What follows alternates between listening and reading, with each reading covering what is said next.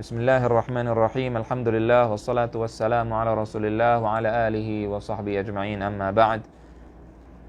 An Abi Hurairah radhiyallahu anhu annahu qala, dari Abu Hurairah radhiyallahu anhu bahwasannya ia berkata, bala a'rabiyun fil masjid. Ada seorang Arab Badui, A'rabi disebut dengan A'rabi, dari kampung. Faqama an-nasu ilaihi liyaqa'u fi. Ia kencing di masjid. Maka orang-orang marah ingin memukulinya karena dia kencing di dalam masjid. Faqala an-nabiy sallallahu alaihi wasallam, maka Rasulullah bersabda, da'uh, tinggalkan, biarkan orang tersebut, jangan diganggu. Biarkan dia kencing, biarkan dia selesai. Wa ariqu ala baulihi sijlan min ma'in aw dhanuban min ma'.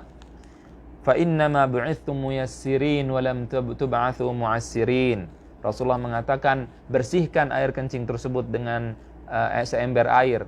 Ya, siramkan air ke tempat najis tersebut, bersihkan tempat tersebut, dan kemudian Rasulullah mengatakan, sungguhnya kalian diutus untuk memudahkan, bukan untuk menyulitkan orang. Rawahul Bukhari, diriwayatkan oleh Imam Al-Bukhari. Di sini Rasulullah sallallahu alaihi wasallam memberikan udzur, memaafkan. Rasulullah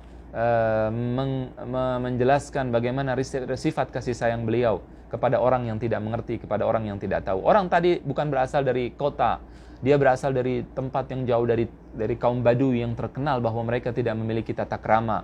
Mereka ketika berbicara dengan kasar, mereka ketika melakukan sesuatu, mereka lakukan semaunya, seenaknya, tidak seperti orang yang di dalam kota.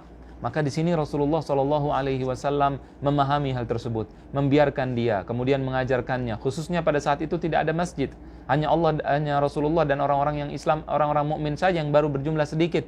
Mereka saja yang punya masjid, mereka saja yang tahu hukum-hukum di masjid karena mereka selalu bersama Rasulullah. Adapun orang yang tidak mengerti, apakah mereka kita biarkan?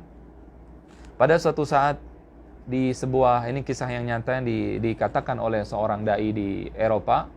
Di sebuah negara Eropa ada anak-anak remaja umur sekitar 15 tahunan. Mereka adalah para wanita yang datang ke masjid. Imam masjid tersebut ketika melihat mereka datang, para wanita tadi tidak memakai pakaian yang menutup auratnya. Mereka pakai pakaian yang sangat-sangat minim, pakaian dengan rok mini, kemudian memakai baju yang tidak pantas dipakai di dalam masjid. Ketika melihat hal tersebut, maka jamaah masjid marah dan menyuruh para wanita tersebut untuk keluar dari masjid dan menyuruh untuk masuk dengan pakaian yang baik. Nah, imam masjid yang bijaksana, yang bagus, kemudian dia datang kepada wanita tersebut, menyuruh para jamaah untuk diam, kemudian untuk pergi, dan menyuruh mereka untuk pergi dan meminta mereka membiarkan dia yang menghadapi para wanita tersebut. Ditanya, apa tujuan kalian datang ke masjid? Imam tadi ingin mengetahui apakah orang-orang tadi datang ke masjid untuk melecehkan masjid, atau untuk membuat kericuhan di masjid, atau untuk membuat laki-laki yang ada di masjid meninggalkan masjid. Apa tujuannya? Ditanya terlebih dahulu. Ketika ditanya, maka mereka mengatakan, kami adalah keturunan orang-orang Islam dan kami tidak pernah sholat. Kami sudah tidak tahu Islam itu apa, tidak tahu sholat itu apa, tapi kami tahu bahwa kakek kami dulu Muslim. Tapi kami karena tinggal di Eropa, di tempat orang kafir, maka pergaulan kami, kemudian kehidupan kami seperti orang kafir. Maka kami pengen tahu itu bagaimana sholat. Kami ingin sholat seperti kalian, pengen tahu bagaimana sholat. Kemudian kita tahu bahwa sholat wajib, tapi kita jarang sholat. Kemudian saya berkata kepada teman-teman saya, mari kita coba sholat ketika mereka melihat masjid ini. Akhirnya sang imam mengatakan itu suatu hal yang bagus, silahkan sholat. Kemudian mereka sholat. Tentunya imamnya tidak menyuruh mereka untuk memakai pakaian atau tidak pakai pakaian. Mereka sholat dengan rok mini mereka sholat dengan pakaian mereka. Dan kemudian sang imam mengatakan, kita memiliki kajian, kita memiliki pelajaran. Kalau kalian ingin datang, kami persilahkan untuk kalian bisa mengenal ajaran Islam dengan baik, agar kalian bisa datang terus ke masjid ini. Silahkan datang. Orang-orang yang tadi melarang kalian, mereka tidak mengerti, silahkan datang. Untuk wanita disediakan tempat di belakang. Kemudian mereka akhirnya datang terus menghadiri kajian sang imam. Datang terus sampai akhirnya mereka mengetahui bahwasannya sholat itu memiliki syarat sah, bahwasannya sholat itu harus menutup aurat, bahwasannya ajaran agama Islam memiliki aturan. Akhirnya mereka mulai mempraktekkan sedikit demi sedikit, mereka mulai berubah, sedikit demi sedikit mereka mulai berubah, sampai akhirnya mereka memakai hijab, mereka memakai jilbab. Dan pada saat mereka dewasa, tentunya mereka pada saat itu masih remaja umur 15 tahun. Dan sang imam menceritakan bahwa ketika umur mereka sudah beranjak dewasa, sudah 10 tahun lebih, ya 25 tahun lebih ke atas, 30 tahun lebih, maka para wanita tersebut menjadi ketua di masjid tadi, ketua Islamic Center di masjid tadi, dan mereka adalah wanita-wanita yang menjadi da'iyat atau para pendakwah di masjid tersebut. Dan akhirnya mereka, gara-gara mereka lah yang membuat orang-orang di tempat tersebut masuk Islam. Mereka semua bersebab karena para wanita tadi yang tadi datang ke masjid dengan membuka auratnya, akhirnya mereka semua masuk Islam. Banyak wanita yang masuk Islam karena mereka. Mereka yang menjadi pemimpin untuk wanita di dalam masjid tersebut, di Islamic Center yang ada di negara Eropa tersebut. Dan ini adalah sebuah kisah nyata. Ini menunjukkan bagaimana agama Islam itu tidak memusuhi orang-orang yang tidak mengerti, tidak memusuhi orang-orang yang tidak tahu. Agama Islam adalah rahmatan lil alamin. Agama Islam adalah agama kasih sayang. Ketika melihat seseorang melakukan kemaksiatan, ketika seseorang melakukan dosa, maka kita tidak boleh kita menganggap bahwa diri kita lebih baik daripada mereka. Tidak boleh bahwa kita menganggap bahwa diri kita adalah orang-orang yang suci. Tidak boleh. Fala tuzakku anfusakum. Allah mengatakan di dalam Al-Quran, jangan kalian menganggap bahwa diri kalian suci. Tidak boleh kita menganggap bahwa diri kita suci karena kita sholat di masjid, karena kita membaca Al-Quran, karena kita hafal Quran, karena kita ustadz, karena kita guru, karena kita belajar agama, karena kita mendengarkan kajian. Tidak boleh kita anggap diri kita suci. Kemudian kita anggap orang lain yang mereka bermaksiat, yang mereka belum bisa menjalankan ajaran Allah dengan baik, kemudian kita anggap bahwa kita lebih suci dari mereka, bahwa mereka pasti akan masuk neraka, bahwa mereka adalah musuh Allah dan Rasulullah. Tidak boleh seperti itu. Kita melihat apakah orang tadi tidak mengerti, kemudian jika mereka tidak mengerti, apakah kita sudah mengajari mereka, ya. Kemudian kita juga harus memikirkan bahwasannya Allah Subhanahu wa taala bisa dan mampu mencabut hidayah yang ada di dalam diri kita, kemudian memberikan kepada mereka hidayah. Kita tidak tahu yang menjadi ending dari kehidupan seseorang, kita tidak tahu. Dan nanti ketika seseorang melakukan kemaksiatan, kemudian dia taubat kepada Allah di akhir hayatnya, maka dia merupakan ahli surga. Ya, oleh karena itu kita harus berhati-hati, tidak boleh menghina orang dengan lisan kita. Kita menganggap bahwa orang ini adalah orang yang pelaku maksiat, dia tidak akan diampuni oleh Allah. Tahu dari mana dia tidak akan diampuni oleh Allah Ta'ala? Bisa jadi dia melakukan kemaksiatan, kemudian dia bertaubat kepada Allah dengan taubat yang nasuha, kemudian Allah menerimanya. Dan kita yang sombong dengan ibadah kita, maka Allah menolak kita dan mengusir kita dari rahmatnya. Na'udzubillah ta'ala, na'udzubillah. Oleh karena itu, maka ketika kita menasihati orang lain, maka kita menasihati dengan penuh rahmat, dengan penuh kasih sayang. Dan ini tidak berarti bahwa kita diam, kita tidak keras dan tegas kepada orang-orang yang melecehkan agama Allah, yang memusuhi agama Allah Subhanahu wa taala dan Rasulnya, yang mereka ketika sudah dijelaskan dan sudah diberitahukan, tapi mereka tidak mau menerima, dan bahkan mereka memerangi, bahkan mereka melecehkan agama Allah dan ajaran-ajaran Allah.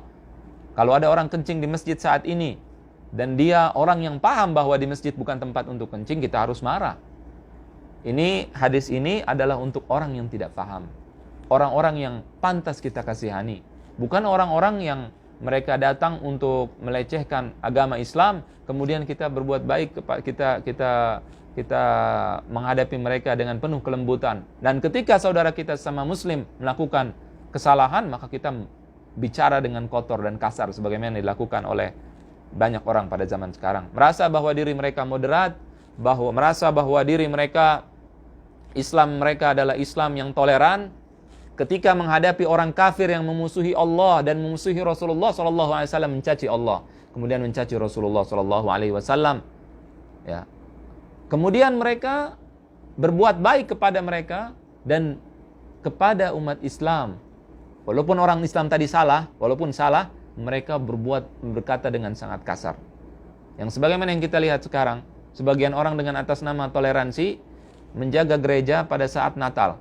Mereka menganggap bahwa tersebut baik, perbuatan toleran, mereka jaga gereja tersebut. Kemudian mereka bubarkan pengajian. Mereka anggap pengajian ini tempatnya fitnah, tempat dan sebagainya. Yang harusnya kalau mereka punya akal, mereka ingin jaga gereja, silakan mereka jaga gereja. Menurut mereka boleh, menurut mereka tidak ada masalah, silakan mereka jaga. Kemudian kalau tujuan mereka adalah kebaikan, tentu mereka tidak akan membubarkan pengajian. Kalau mereka tujuannya menjaga gereja adalah toleransi, maka mereka tidak akan membubarkan pengajian, karena harusnya lebih toleran kepada orang yang seakidah, lebih toleran dengan orang yang seagama. Namun tujuan mereka bukan toleransi.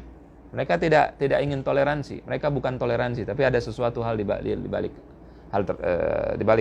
perkataan mereka, perkataan toleransi tersebut. Jadi oleh karena itu kita boleh berbuat baik, dan agama Islam tidak melarang kita untuk berbuat baik kepada orang kafir, tidak dilarang. La yanhakumullah 'anil ladzina lam yuqatilukum fid din wa lam yukhrijukum min diyarikum an tabarruhum wa tuqsitu ilaihim innallaha yuhibbul muqsitin. Kita wajib berbuat baik kepada orang kafir. Kalau ada saudara kita yang kafir, maka kita berbuat baik dengan cara berdakwah kepadanya, dengan cara berakhlak dengan akhlak yang baik kepadanya. Kemudian kalau kita punya tetangga, kita harus untuk berbuat baik kepadanya. Kemudian kita membantu orang tersebut, memberikan hak-haknya sebagai tetangga. Kalau kita punya teman kafir, maka kita wajib untuk membantu dia ketika dia kesulitan. Kita bantu sesuai dengan kebutuhannya. Ya, kita bantu selama dia tidak memerangi Allah, selama dia tidak mengusik-ngusik agama Allah, dan selama dia tidak mengganggu Rasulullah Shallallahu Alaihi Wasallam dan ajaran Islam. Diskusi boleh saja, tidak ada masalah, selama dia sopan, selama dia tidak mencaci, maka tidak ada masalah berbuat baik kepada siapapun. Allah dan Rasulnya Shallallahu Alaihi Wasallam tidak melarang kita berbuat baik. Berbuat baik kepada siapapun tidak dilarang, dengan cara yang Allah ajarkan, dengan cara yang Rasulullah ajarkan, bukan dengan cara Anda, bukan dengan hawa nafsu Anda, bukan semau Anda, bukan dengan seenak Anda, bukan menurut Anda baik Anda kerjakan, tapi menurut Allah dan Rasulnya tidak baik. Ya, Rasulullah dan Rasulullah Shallallahu Alaihi Wasallam memberikan hak kepada orang kafir, satu, ya, hak untuk melakukan kebaikan. Kalau dia tetangga, diberikan satu hak tetangga. Kalau orang tersebut adalah muslim, maka diberikan dua hak lebih, ya, karena dia selain dia adalah seorang tetangga, dia juga saudara kita sebagai sesama muslim. Nah, itu yang harus dilakukan oleh seorang dai. Inilah yang dilakukan oleh Rasulullah SAW ketika seorang yang kencing di masjid tersebut tidak mengerti, maka Rasulullah maafkannya. Namun ketika orang tokoh-tokoh Quraisy mengancam Rasul sallallahu alaihi wasallam, menghina Allah, menghina Rasulullah sallallahu alaihi wasallam, maka ketika Rasulullah sedang berada di Ka'bah, Rasulullah mengatakan, "Innama ji'tukum bidzabh." Aku datang dengan peperangan yang akan membinasakan kalian. Maka para orang kafir tersebut percaya kepada Rasulullah karena mereka tahu Rasulullah adalah seorang yang jujur, yang tidak pernah berkata dusta. Maka pada saat perang Badar, seluruh orang-orang kafir tersebut, tokoh-tokohnya hancur lebur binasa, akan kita pelajari insyaallah di sirah. Tidak ada yang tersisa dari tokoh-tokoh mereka kecuali satu atau dua orang saja. Mereka semua yang menghina Rasulullah SAW, Rasulullah hadapi mereka dengan kekuatan. Karena orang-orang yang zalim, mereka tidak paham bahasa yang lunak. Orang-orang yang menghina Allah dan Rasulnya, mereka tidak mengerti dengan bahasa kasih sayang. Karena kalau mereka punya rasa kasih sayang, mereka punya toleran, mereka tidak akan pernah menghina Allah dan menghina Rasulullah SAW. Tidak semua orang kafir menghina. Kita harus adil, tidak semua orang kafir menghina. Tapi mereka-mereka yang zalim, mereka-mereka yang menghina Allah dan Rasulnya tidak bisa dihadapi dengan kelembutan. Sebagian dari mereka tidak bisa dihadapi dengan kelembutan. Tentunya kita usaha untuk menghadapi mereka dengan baik. Kalau mereka tidak bisa dihadapi dengan kelembutan, maka cara yang terbaik melawan mereka adalah dengan melawan kejahatan mereka dengan kekuatan. Mudah-mudahan jelas. Allahu a'lam. Sallallahu wasallam wa baraka ala nabiyina Muhammad wa ala alihi wa sahbihi ajma'in. Assalamualaikum warahmatullahi wabarakatuh.